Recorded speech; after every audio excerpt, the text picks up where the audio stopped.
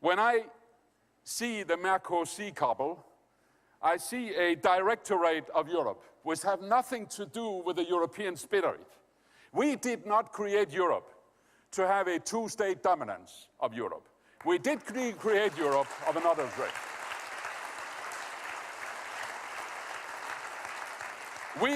We did not create Europe to have credit rating agency to give characters to a whole nation.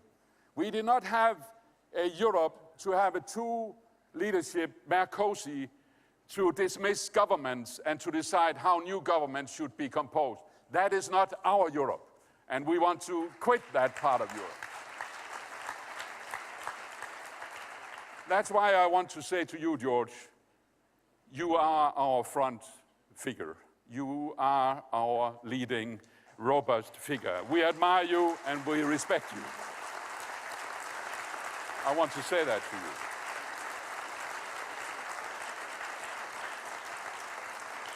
And George, I'm full of admiration of your fights, of your proudness, of how much you are investing of your personal conviction in the most difficult job one could ever imagine as Prime Minister. All others of us who have tried or are trying to be Prime Ministers knows what you have sacrificed, what you have done in the best interest of the country and your people.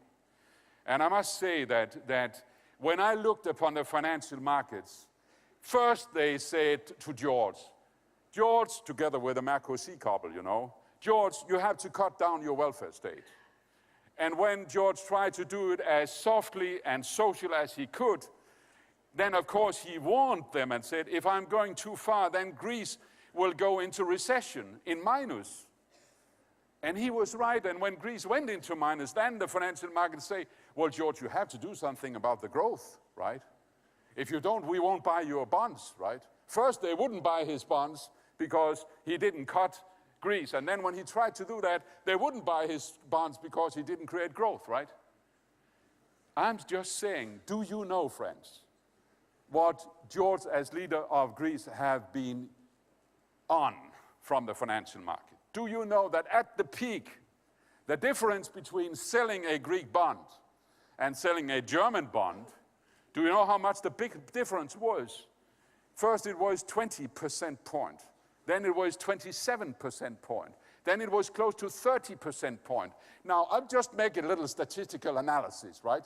And I've seen that no African country, no Southeast Asia country, no country on this earth have ever been brought into that situation, where the difference and the split between a German bond and another country's bond is of that size.